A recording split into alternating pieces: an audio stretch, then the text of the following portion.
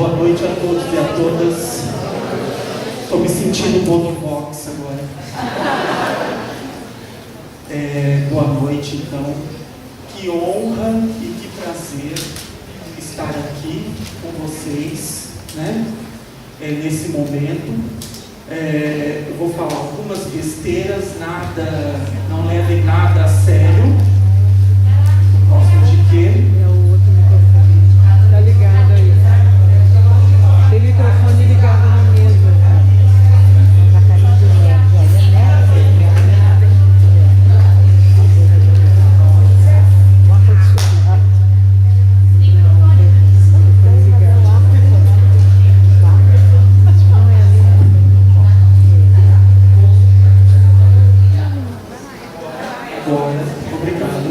Obrigado. Ela desligou lá. Muito obrigado.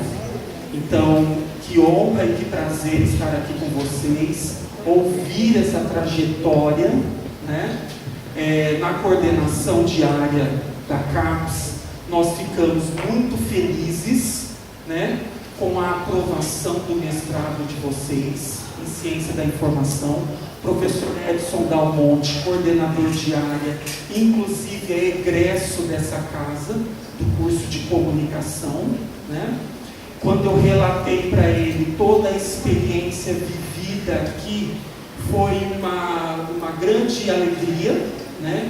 E quando os avaliadores olharam para a vossa proposta, eles também o fizeram com grande alegria, porque era o único estado do Sudeste que ainda não tinha ciência da informação, né, como um programa de pós-graduação formando profissionais de alto nível. Então, para nós, estrategicamente como área, foi muito gratificante, foi uma alegria imensa, né? Assim como aprovamos outros que também foram estratégicos, como o da Universidade Federal de Alagoas, e até, pasmem, da Universidade Federal do Rio Grande do Sul, né? Quando eu estive aqui, há 3, 4 anos atrás, não foi uma proposta bem aceita, não tem problema nenhum, como todos os que estiveram aqui na mesa disseram, foi uma experiência muito boa. Foi uma experiência muito boa e eu acho que todos saímos fortalecidos. Pode não ser que o resultado não tenha sido naquele momento o que nos agradasse, mas hoje podemos olhar para trás e fazermos uma retrospectiva do quanto saímos fortalecidos de todas essas experiências, né? Para chegarmos aqui agora e comemorarmos a abertura do mestrado em Ciência da Informação na Universidade Federal do Espírito Santo. Não conhecia o Rogério, eu só conhecia das professoras que falavam: vou conversar com o Rogério para a gente arrumar a passagem. Então hoje, como eu estou com a conta corrente negativa, eu vou conversar com o Rogério.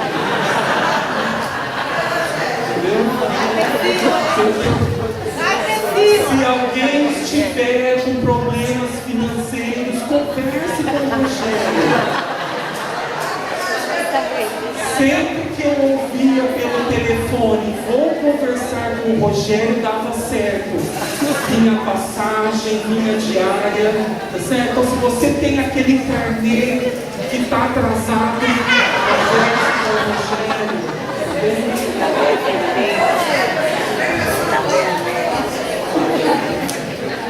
Então, vocês são muito felizes, vocês da graduação, hoje, tanto da biblioteconomia quanto da arquivologia, tem à sua disposição um programa de pós-graduação stricto sensu que os espera, né? Então é muito importante que vocês se engajem na iniciação científica, desenvolvam um TCC de qualidade para que possam vislumbrar futuramente uma vaga no mestrado em Ciência da Informação, porque no Espírito Santo, no Estado, estamos necessitando de profissionais de alto nível em Ciência da Informação. É essa a nossa interpretação. A todas essas professoras, esses professores, meu muito obrigado e os meus parabéns a todas essas pessoas citadas pelos seus esforços, pela sua dedicação em conseguir a abertura de um programa. Não é fácil.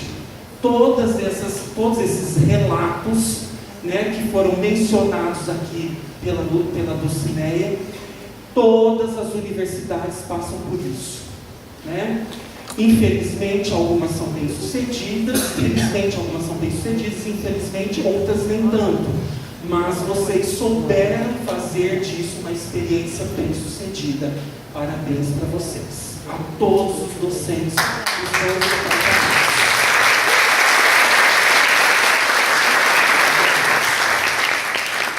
Aos alunos ingressantes do mestrado, sejam bem-vindos.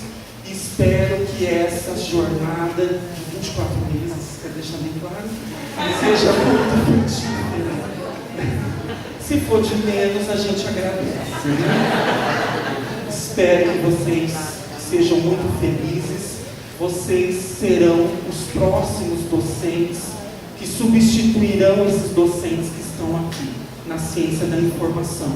Vocês têm um futuro muito brilhante. Todos os que abraçaram a ciência da informação estão bem empregados. Então vocês têm um futuro no Espírito Santo muito bem definido. Sucesso a vocês. Bem? E eu vou falar um pouco dessa área chamada ciência da informação e o que é essa institucionalização, né? Do que se trata isso? Como temos um grupo heterogêneo, graduação, os mestrandos, os docentes, os convidados, vai ser uma coisa bem simples, bem tranquila, para que a gente possa entender o que é essa área, ou o que é esse campo do saber, como diz Bourdieu, e assim por diante. Vamos entendê-la um pouco, tá? Para que a gente possa chamar essa área, chamar a ciência da informação de área, né, ou de campo do conhecimento, tem ali envolvido ou imbuído nela algumas práticas, né, algumas ações, né, um campo científico, um fazer científico, né, questões epistemológicas que envolvem a área, né, bases epistemológicas, paradigmas, né, questões sociais, relevância social, né? Quem é da biblioteconomia sabe, Bíblia o quê? Né? A relevância social do campo, né? Quais as soluções que traz para a sociedade, né? Então hoje, inclusive, a CAPES quer saber muito dessa relevância e desse impacto da pesquisa desenvolvida na ciência da informação, né?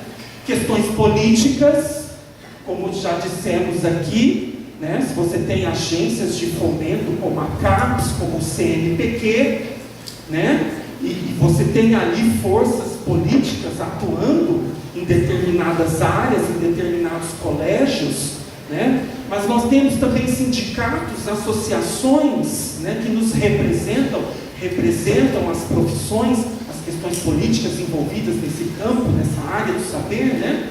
Econômicos, muitos aqui já ouviram falar de bolsa, questões econômicas, investimento na pesquisa, né? Como é feito pelo CNPq, pela CAPES, né? Então as questões econômicas são importantes, culturais, sim, muitas áreas do saber têm questões culturais que envolvem suas práticas, seus saberes, e também, não menos importante, as questões ideológicas, né?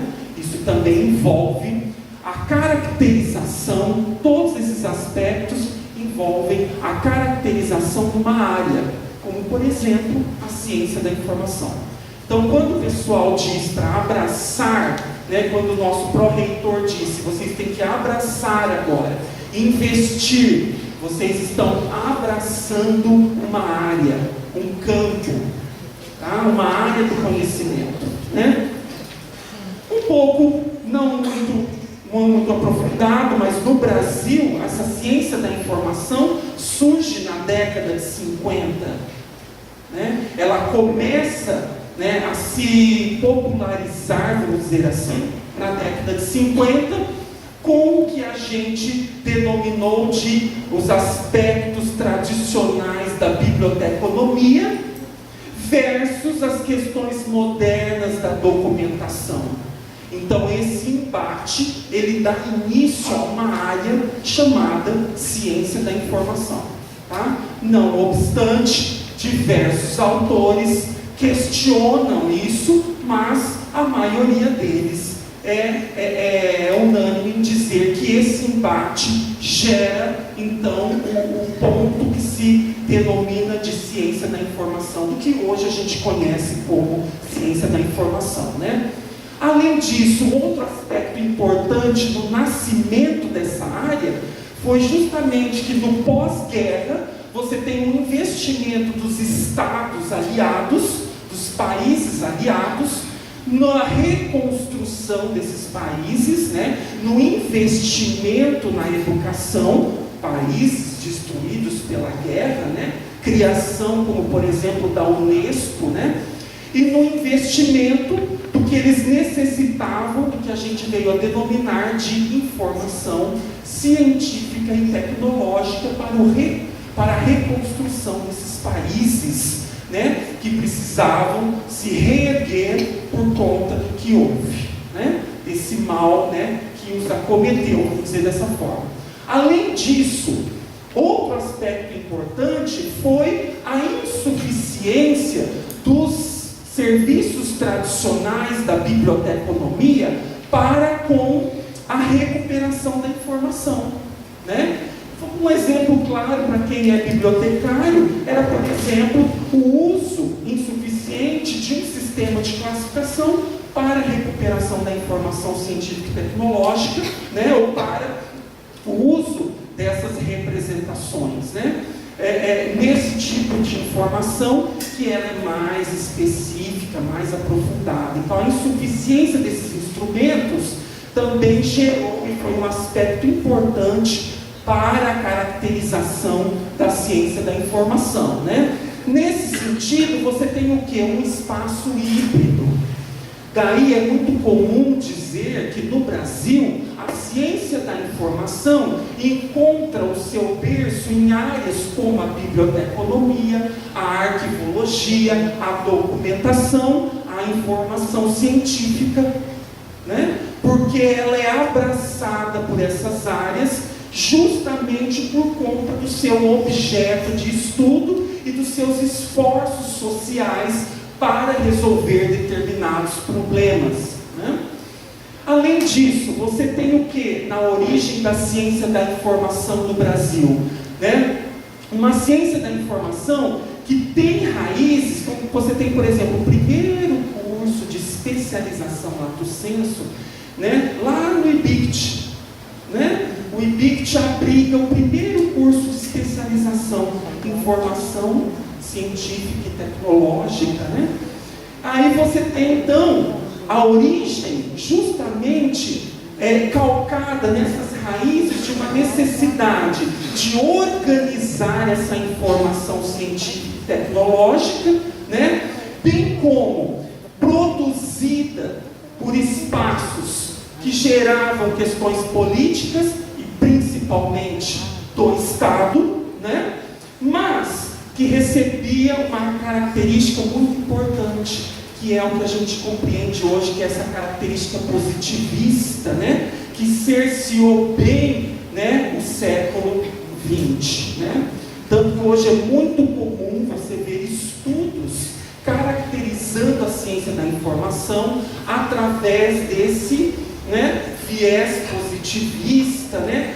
Muitas pessoas, muitos pesquisadores analisam trabalhos dos GTs da ANSIB e verificam esse aspecto em suas metodologias, em suas teorias e assim por diante, né? Um forte vínculo, outra questão que caracteriza a ciência da informação no Brasil é um forte vínculo, então, com a biblioteconomia, né? Mas existia uma discussão. Vem a ciência da informação para substituir a biblioteconomia? Era a documentação que se aliava, então, à a biblioteconomia e não mais polarizava com ela, né? Veio para romper com a biblioteconomia tradicional. Então era muito comum se discutir sobre isso, né? Hoje, por exemplo, é comum você encontrar pesquisadores que argumentam que a ciência da informação é então uma área maior que abriga como aplicação a biblioteconomia, a arquivologia e a museologia. Entretanto, e não obstante, também é comum você encontrar pesquisadores que falam, não, a ciência da informação é uma área autônoma, entretanto a biblioteconomia, a arquivologia, a museologia também são áreas autônomas. Nós convivemos com esses dilemas, tá certo? Então é muito comum também você encontrar teóricos que discordam disso, tá? Então essa é uma característica muito importante na ciência da informação brasileira. Porque muitos pesquisadores hoje, com doutorado em ciência da informação, foram buscar essa titulação fora do país, na Europa, na América do Norte, e aí trazem consigo essa visão desses países, o que colabora para essa discussão e esses dilemas na ciência da informação brasileira, né? E além disso, outro aspecto que influencia na ciência da informação brasileira, na sua criação, se é que podemos falar sobre assim, né? Origem melhor, né? É a insuficiência de formação de profissionais. Hoje aqui a gente forma bibliotecário, arquivistas, mestres em ciência da informação, não é mesmo? Mas antes isso não era comum. Então essa insuficiência de formação de recursos humanos para justamente trabalhar com o que a gente denomina de organização documental, organização do conhecimento, esse tratamento informacional. Então essa insuficiência de recursos humanos também influenciou a origem da ciência da informação brasileira. Tá? Um movimento face a isso, tem-se um movimento de capacitação de pessoas, né? Capacitação de pessoas, aí você tem, por exemplo, cursos, né, de bibliografia e documentação, né? Documentação científica e assim por diante. O próprio curso de especialização do IBICT em informação científica e tecnológica, né? É uma tentativa de suprir a carência de recursos humanos para trabalhar com o que nós denominamos de estoques informacionais, massa documental. Usem aquele conceito que vocês acharem mais adequado, mas é nesse sentido que vem a influência, né? Além disso, você tem então a Unesco criando programas, né, e políticas nacionais para a ciência, né, informação científica e tecnológica. Justamente a Unesco, o que ela fazia? Ela batia um fio, né, naquela época rodava assim, discava assim, né? Hoje ela passaria um WhatsApp para nós, né? Ou ela nos encontraria no Tinder, não é mesmo?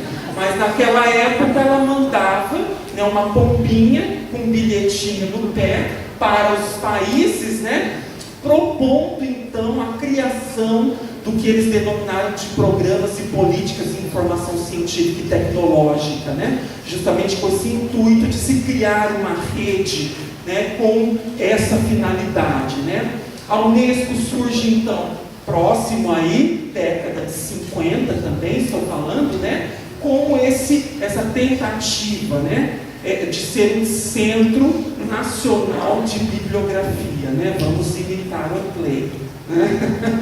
Vocês vão estudar, vocês não estudaram na graduação, vão estudar na pós, o Clay, em algum momento, algum professor vai pincelar o Clay para vocês, porque o Tratado de Documentação é uma obra muito importante para nos compreendermos como área do saber, né? Como um campo do saber, tá bom? E aí você tem em 54 o IBBD, que estava na época integrado ao IBICT, não é mesmo? E depois, ao IBICT, ao CNPq, perdão, e que depois ele vira IBICT. Tá? Além disso, você tem então a institucionalização da ciência da informação no Brasil, envolvida principalmente nesse reconhecimento de que há uma modernização dos estudos documentais e biblioteconômicos. Né? Então, era muito comum em cursos de graduação que se denominavam, e existe até hoje, biblioteconomia e ciência da informação. Né? Justamente trazendo essa polarização do tradicional e do moderno, dos métodos tradicionais de tratamento documental para os modernos, né? Para os modernos mecanismos de tratamento documental. Então inclusive você vai verificar isso em nome de cursos de graduação, né? Biblioteconomia e documentação, né? Biblioteconomia e ciência da informação, isso se materializava. Então essa efervescência, esse dilema se materializava inclusive nos títulos atribuídos aos profissionais. Tá? A partir disso você tem uma estrutura, uma infraestrutura que corporifica, né, a possibilidade de práticas científicas. Então você tem tanto o CNPq, o IBICT, né? A Unesco trabalhando com políticas de informação científica e tecnológica. Então você tem toda uma estrutura que possibilita então definir o que são essas práticas científicas e profissionais, né? No que se refere a essas instituições. Quais eram as práticas de informação científica e tecnológica, né? Muito comum também em determinada época os institutos de pesquisa tecnológica, os IPTs. Muitos estados criaram isso, criaram esses organismos justamente para trabalhar essas questões da informação científica e tecnológica em diversas áreas, agricultura e etc. Né?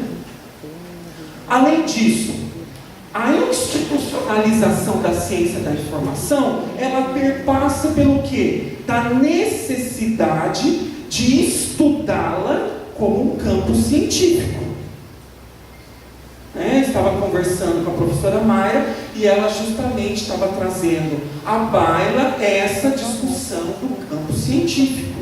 Né? Então, justamente você tem aí Bourdieu também trabalhando essa questão que é bem utilizado na ciência da informação. Não é o único, tem outros também. Né? Para que estudar a ciência? Para compreendê-la. Por que estudar a ciência da informação enquanto campo científico? Para compreendê-la, para explicá-la, né? Explicar essa ciência que organiza uma atividade científica, né? Que tem um objeto, que tem métodos de estudo, que tem formas para olhar para esse objeto, né? Produz novos conhecimentos a partir de sua organização social, e a gente vai ver, pincelar um pouco como que é essa organização social da ciência da informação. Tem escolas, né? Tem associações, tem revistas, tem livros, editoras que publicam isso, agências de fomento que incentivam pesquisas, né? Essa organização social. É uma ciência, então, podemos dizer que é uma ciência? Muito se questionou na década passada se era de fato uma ciência. Né? Se falava muito, a ciência da informação é ciência, mas é ciência, mas como que é uma ciência? O que caracteriza uma ciência? Né? Por isso que ela foi estudada a partir de Bourdieu, a partir de outros autores, outros pensadores da sociologia da ciência. Né? Então, por quê? Ela tem um objeto. Se ela é ciência, ela tem que ter um objeto. que vai estudá-lo e explicá-lo, né? Além disso, é uma ciência que vai se calcar em bases epistemológicas ou paradigmas, historicismo, pragmatismo, empirismo, né? E assim por diante. Além disso, cria teorias a partir desses paradigmas ou dessas bases epistemológicas, né? Além de criar teorias, possui formas de olhar para esse objeto. Os estudantes do mestrado vão criar um capítulo que se chama metodologia, percurso metodológico, etc. A forma de olhar para o seu objeto, aquele objeto ou aquele fenômeno que está sendo estudado, né? Escolas de graduação e pós-graduação, agências de fomento, entidades representativas e de classe, revistas, eventos, todos esses itens corporificam, materializam o que a gente vem a chamar, então, de organização social dessa ciência. Né? Então, se começa a verificar se aquele campo possui esses itens, a gente então começa a encará-lo como ciência. Daí, ciência da informação. Né? Objeto. É muito comum, existe um certo consenso em definir que o objeto da ciência da informação é a informação registrada e socializada. Não obstante, como em qualquer ciência, há divergências. Não é mesmo? Né? Então, não seria diferente com a ciência da informação. Em linhas gerais, obviamente, há um certo consenso entre os pesquisadores, agora não é o único. É isso que a gente tem que, como cientistas, como futuros pesquisadores, compreender esse prisma, né, das interpretações. Um conceito muito interessante, largamente utilizado. Se vocês não conhecem, conhecerão. Se já não conheceram para a bibliografia do processo seletivo, um dia vão se deparar com esse conceito de ciência da informação, que é tradicional na área, que é do Borco, né? Uma disciplina, olha, ele não falou que é ciência, ele falou que é disciplina. Ele falou que é campo de saber, ele não falou, ele falou que é disciplina. Tá? Uma disciplina que investiga as propriedades e o comportamento informacional. A gente adora tirar sarro dessas forças que governam o fluxo.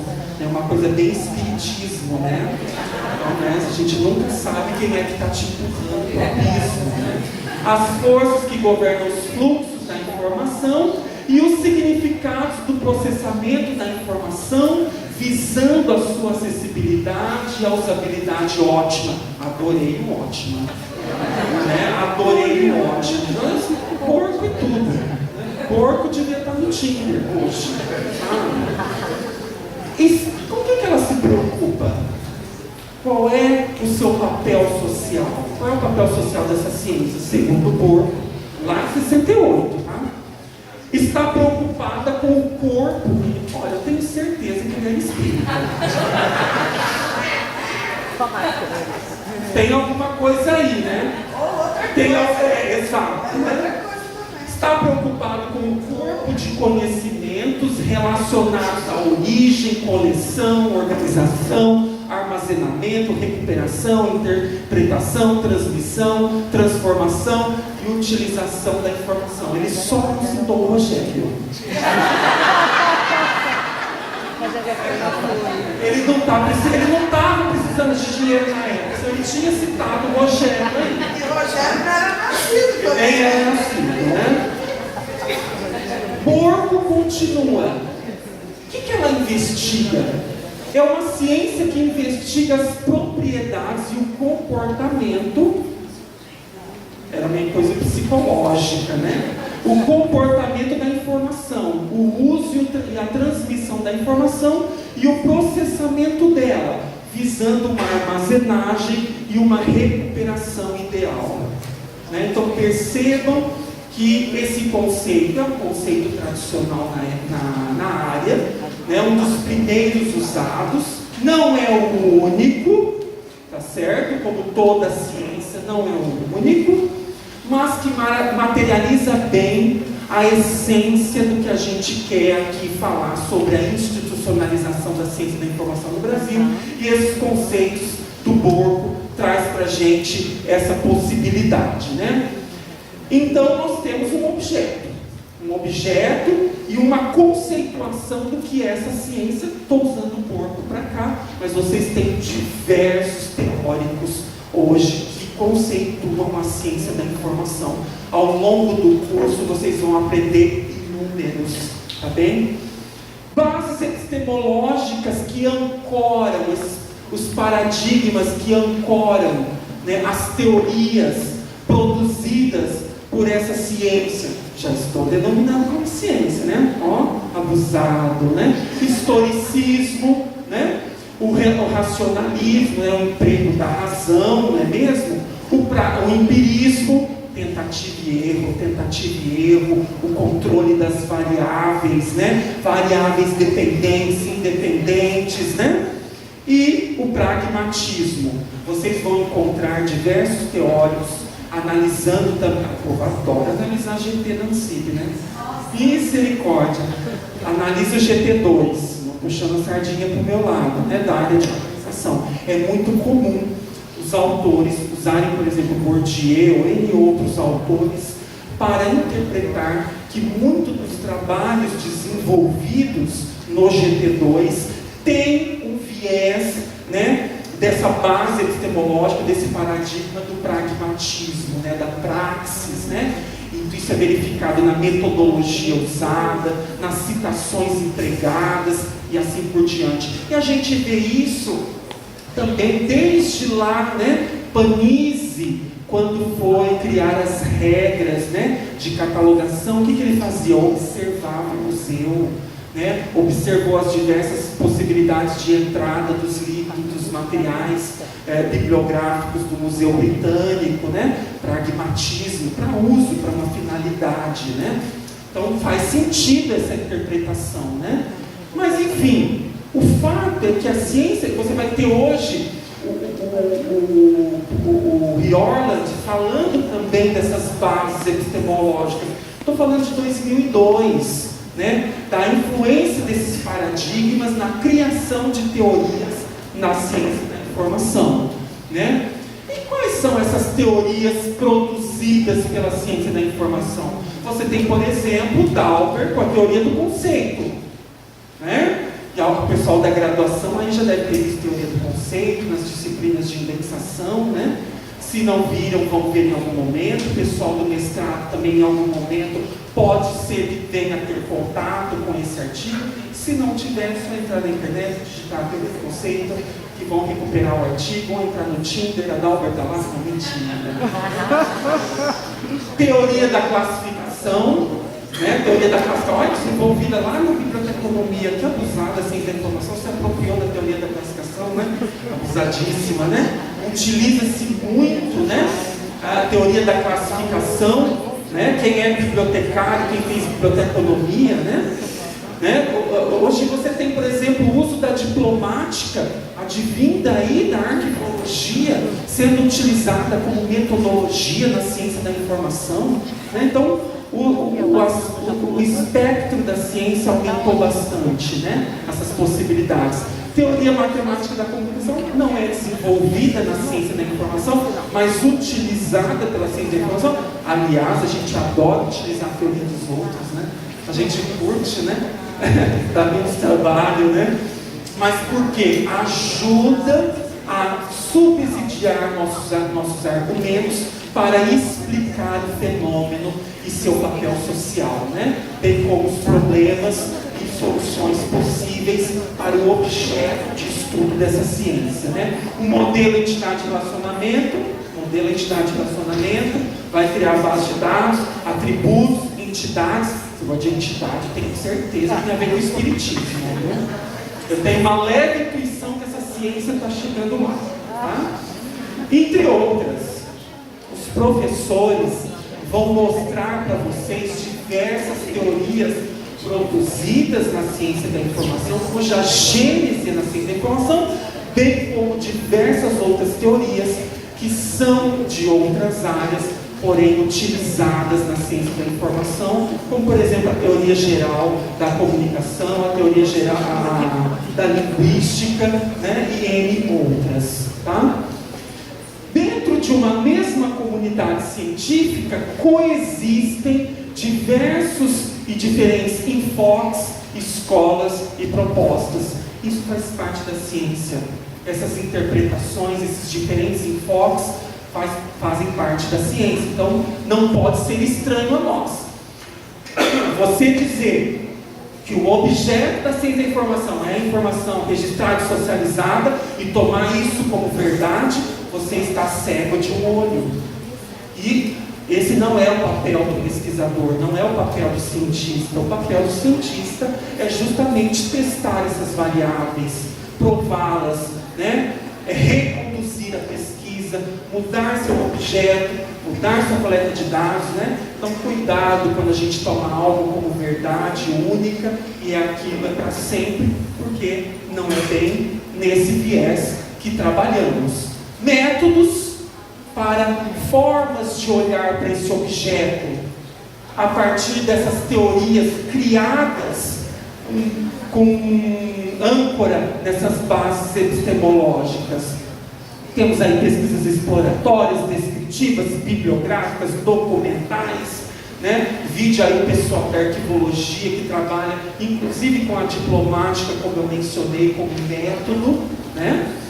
Estudos de casos fenomenológicos, de usuários, terminológicos, etnográficos, bibliométricos, webométricos. Hoje tem um novo, a informação, não é webometria, bibliometria, mas hoje tem infometria, né? Cientometria, né? Tem análise de redes sociais, né? Me achem lá no Tinder, vocês dão match. A gente ter lá os nódulos, as bolinhas, tá bem?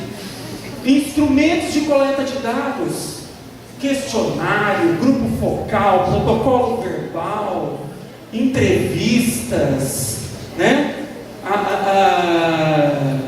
Diário de campo, né? Ou seja, diversas formas de coletar dados. Quem aí foi da graduação, que foi da iniciação científica, ou que vai desenvolver o seu TCC, vai utilizar um método específico, vai utilizar um instrumento de coleta de dados. Tudo isso faz parte do que a gente denominou de campo do saber e como ele se institucionaliza, né?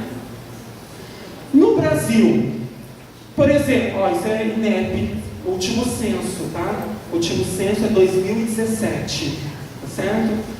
43 escolas de biblioteconomia, sendo 30 públicas e 13 particulares, 16 escolas de arquivologia, todas públicas, né? E 13 de museologia, todas públicas.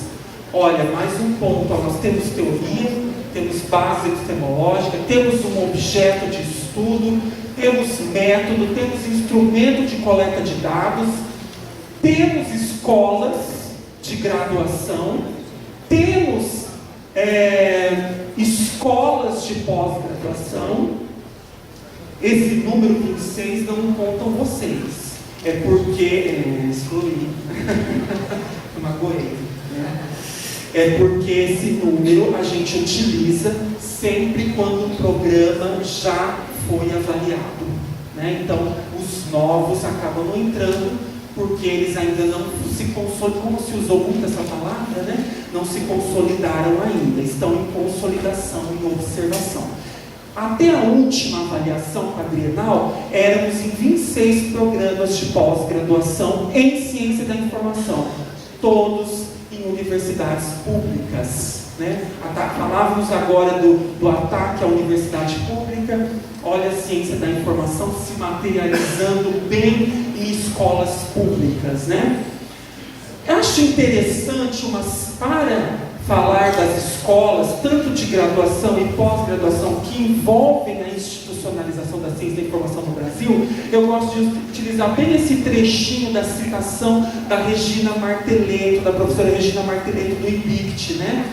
Porque é o elo entre a graduação e a pós que permite um crescimento articulado e sustentado da formação e da pesquisa. Que interessante que as professoras Neuza e Lucileide convidem os alunos da graduação para essa aula inaugural. Coaduna bem com esse trecho da citação da Regina Martelletto.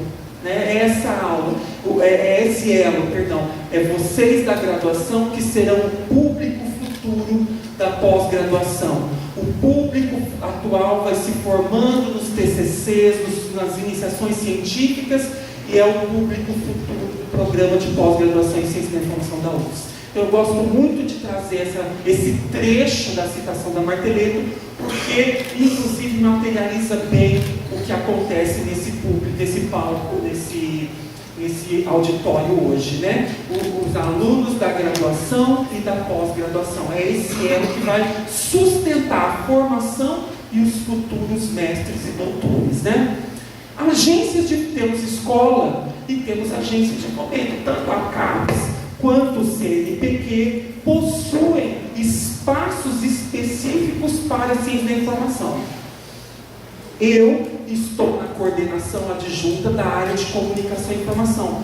Todos os programas de pós-graduação em ciência da informação passam por nós lá na CAPES.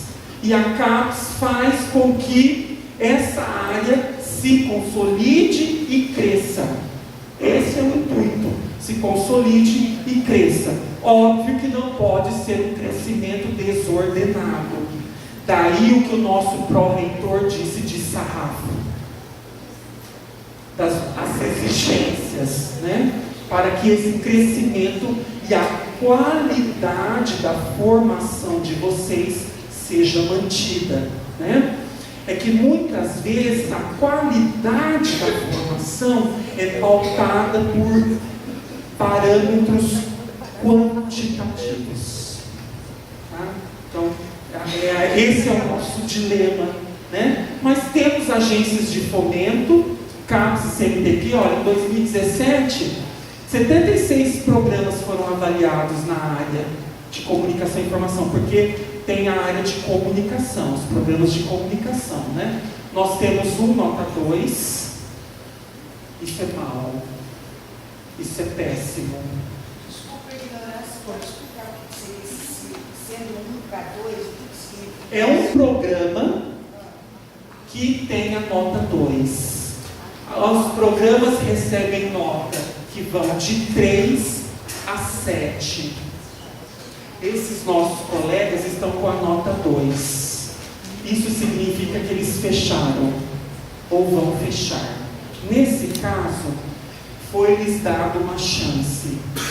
É um programa antigo da área de comunicação e que, se fechasse, o prejuízo seria descomunal. Então, a área, em conjunto com a diretoria de avaliação, resolveu mantê-los abertos, porque se você recebe a nota 2, seu programa fecha. Mas aí, em conjunto com a diretoria e com a presidência da CAPES, mantivemos eles abertos com a chance de que eles se recuperem na próxima avaliação. Mas atualmente nós temos um programa nota 2, com doutorado inclusive. É um programa bem bom, mas que deixou a peteca cair. Esse é um dos nossos desastres desses resultados quantitativos, né? 28 nota 3, 28 programas estão normais, estão caminhando e cantando e seguindo a canção, tá? 30 nota 4 já podem pedir o doutorado. Tá? 12 nota 5, está vendo que o número está abaixando? Só um. É o que nós chamamos de travas, não é traveco. Tá? As travas é assim, gente. É outro Drama. Nem todo mundo poderá ser 5. Nem todo mundo poderá ser 7. Nem 6. Mesmo que você tenha produção para isso. A esse fenômeno, damos o nome de trava na CAPES. Então, por mais que você tenha produção, por mais que você tenha mérito, é definido que aquele momento não é o seu. Como assim? Desculpa. A CAPES, como ela faz investimento financeiro, um programa nota 7, ele recebe mais investimento que os demais. Então, o investimento financeiro é um grande influenciador das travas. Não é o único, mas um dos. Mas chegar a esse mérito de 7 é porque o que ele está colocando é muito bom. Exato. É viável para a sociedade. Exato. O que ela quer dizer com isso é que nem todos serão bons. Isso. E é verdade. Nem todos são bons. Nós temos nossos defeitos. Sim. Então não tem como. Então, nessa perspectiva, a trava faz sentido.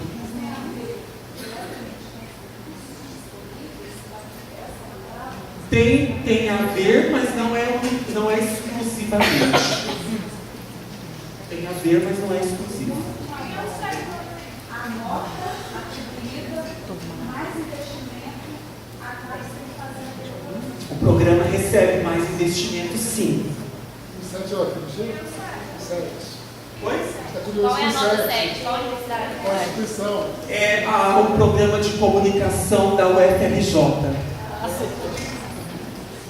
Era essa a sua pergunta? É um programa que não é da ciência da informação. Nós só temos um programa nota 6, que é o da Unesp de Marília.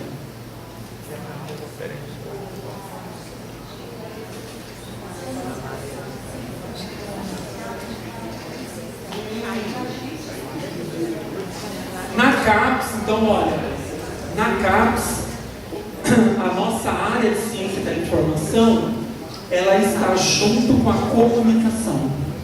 Por isso que ela se chama comunicação e informação. Então há uma concorrência. Quer se investir A gente- informação no Brasil, com um intuito de foco, biblioteconomia, tecnologia e tecnologia, então tem que ter mais investimento para isso. A gente concorre com o jornalismo, a gente concorre com a publicidade, entendeu? E nós somos avaliados no mesmo parâmetro, junto com eles. Então a CAPES, ela faz essa forma de classificar as áreas. Isso acontece com a arquitetura e o design, isso não é exclusividade nossa.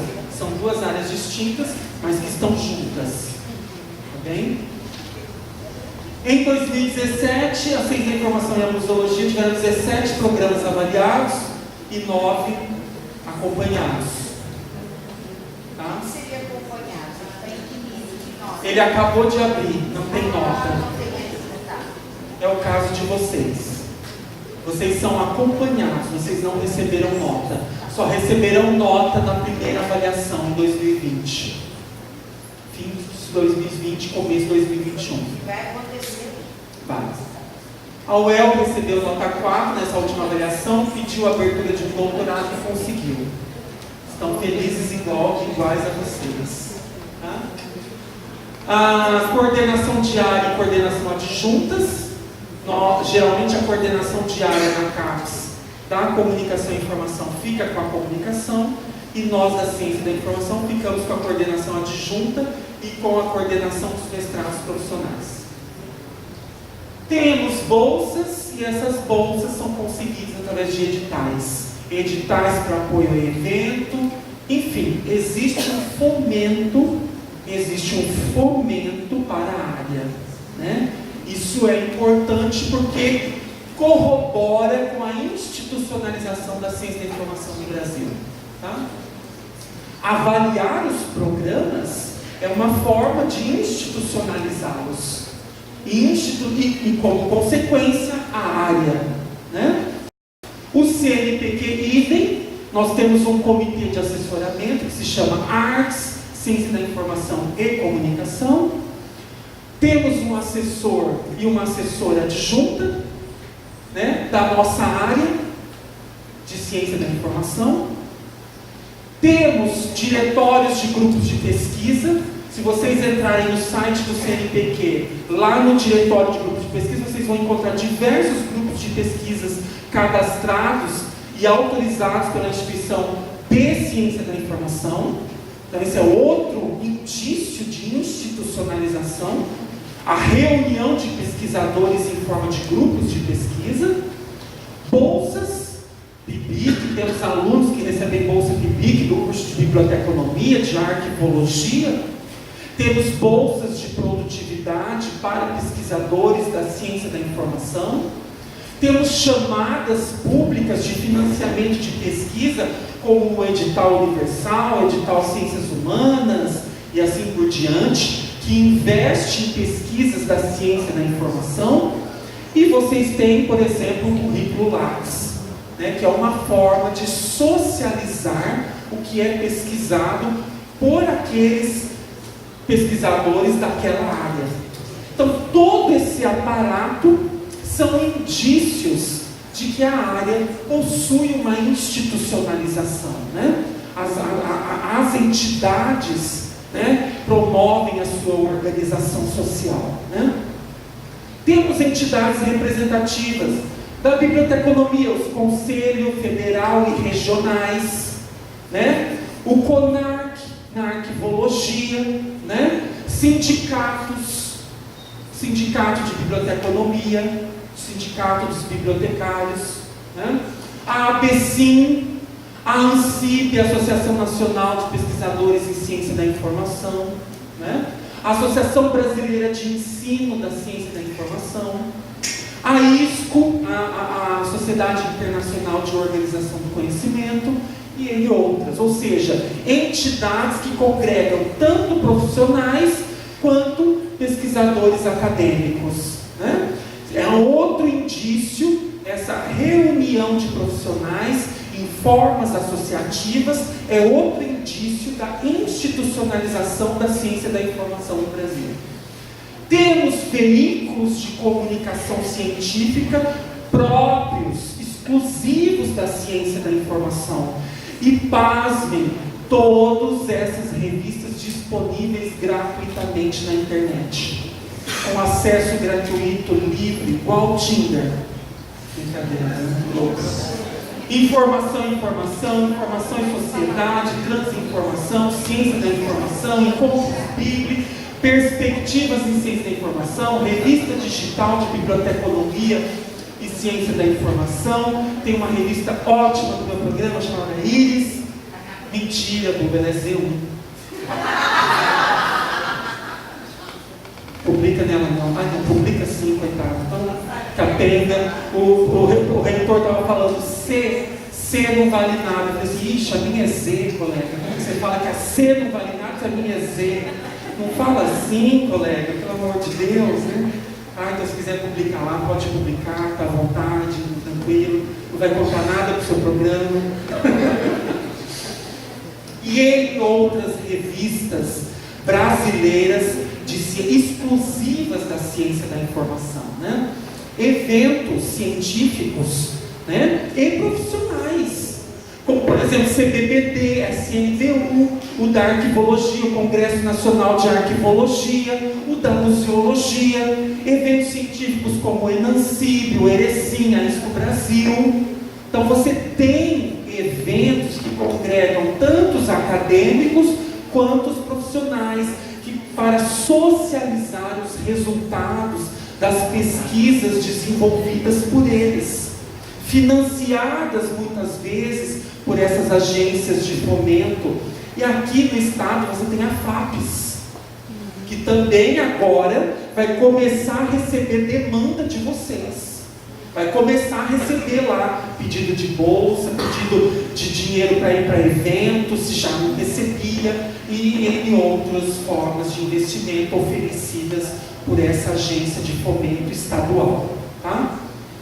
E em outros eventos. Então, os eventos que congregam os pesquisadores para divulgarem os resultados de suas pesquisas, de suas reflexões, de seus estudos de caso, também são indícios de institucionalização da ciência da informação no Brasil, né?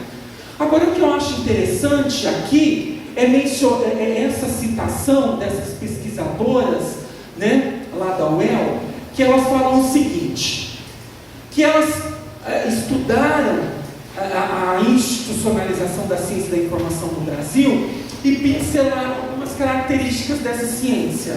Achei bem interessante trazer isso para vocês. Segundo elas, e de acordo com a pesquisa delas, é uma ciência vinculada à produção científica de pesquisadores do gênero feminino. Vrá! Entendeu? Questão de gênero aí. Então, quem vai estudar a questão de gênero, olha só, olha que indício interessante, né?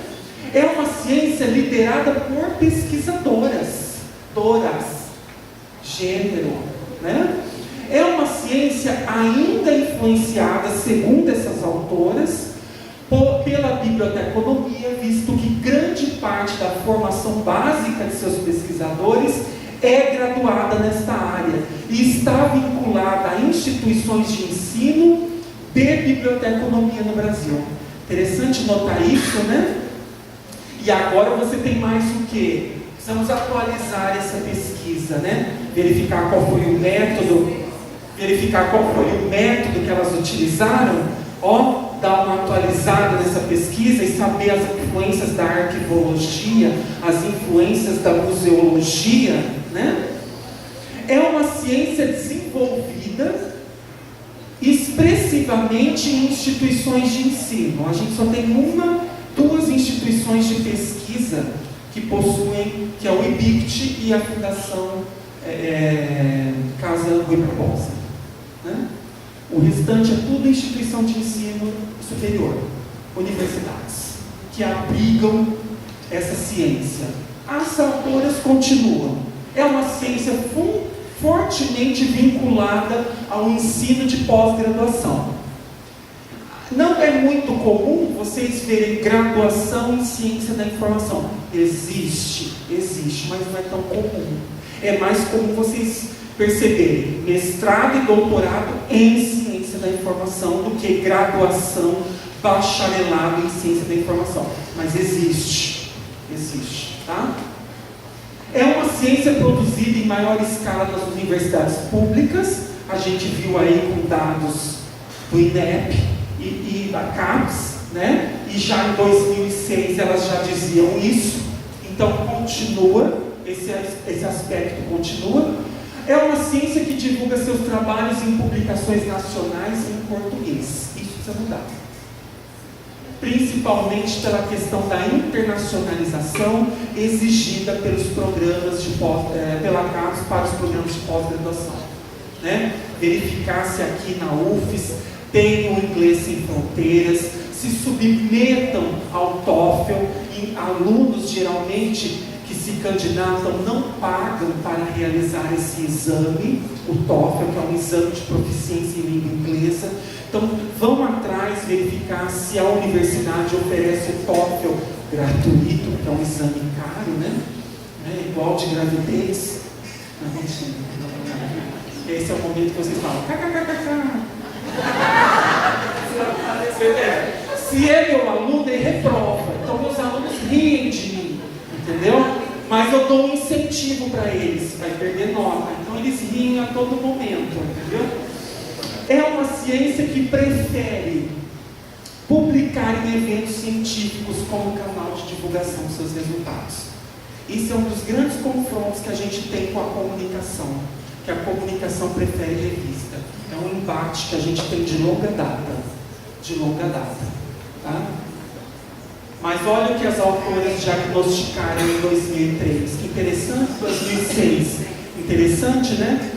É uma ciência que depende para sua divulgação em canais formais. Então, naquela época, livros e periódicos, né? Mas continua assim, né? E-book é livro, não tem mudou nada, tá?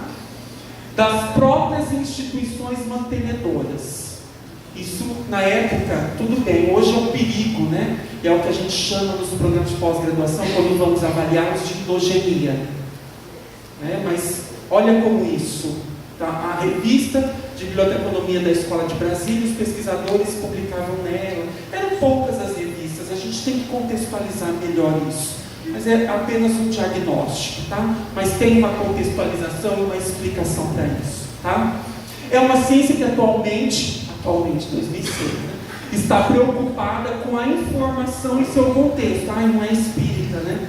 Menos mal aqui, né? E as tecnologias de informação e com a gerência de sistemas de informação. Olha que interessante, em 2006 elas diagnosticaram isso, né?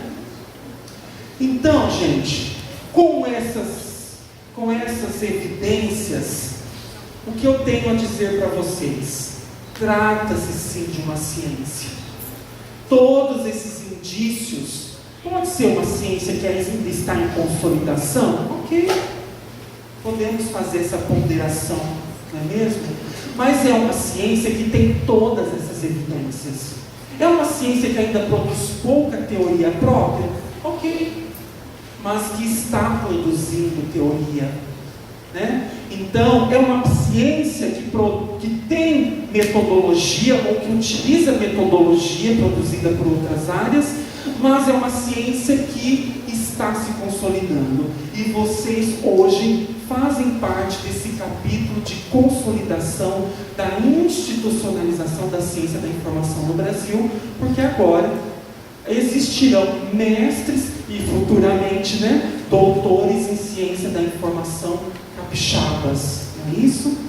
Então, são com esses indícios que eu venho falar para vocês da segurança de ser um mestre em ciência da informação e os benefícios que esse título trará para vocês daqui para frente. Eu agradeço muito estar aqui, é um prazer e uma honra. Agradeço às professoras Lucileide e Neuza pela generosidade, Rosa, perdão, pela generosidade, por essas coordenadoras generosas, né? Fazer parte desse capítulo, para mim é um prazer imenso, enorme, né? Meu programa, semana passada, fez 10 anos. 10 anos, conseguimos, há 3 anos, o doutorado, né? E nós fizemos um evento comemorativo, em que essas falas, como a da Dulcineia, permearam a mesa. E foi muito bonito. Nossa trajetória foi muito parecida, né? A primeira vez que apresentamos um projeto de abertura de mestrado, datava da década de 80. Tá? E aí, não foi para frente, não tomou corpo, não chegou nem a sair do papel, né? E a primeira vez que apresentamos um projeto, ele foi aprovado, mas ele teve 32 ocorrências de diligência. Sabe o que é isso? Os avaliadores, quando olharam para o nosso projeto, eles encontraram 32 inconsistências, 32 equívocos, 32 coisas sem noção. Pensa que derrota, gente. Aí eles enviaram 2 avaliadoras, né? Enviaram 2 avaliadoras para o nosso programa. Que estranho. Um programa, uma proposta de mestrado, tinha produção, né? Tinha produção, tinha tudo, mas era um Frankenstein, porque eram pessoas de outros departamentos. Então, eles acharam estranho. E ninguém sabe, ninguém nasce, ninguém se forma fazendo projeto para abrir um mestrado. Ninguém sabe fazer, aprende fazendo, sabe? Então, eles foram lá para verificar quem eram os doidos. Esse povo doido está querendo abrir um mestrado em ciência da informação. Aí verificaram, explicamos do que se tratava. A matéria, no mesmo caso, não tínhamos doutores em ciência da informação, mas era doutor em serviço social, doutor em sânscrito antigo, arcaico, doutor em culinária vegana. Uma coisa assim. Era doutor em leitura de borra de café. De louco assim. Quem são os doidos? Nos deram um voto de confiança, porque tínhamos produção, né?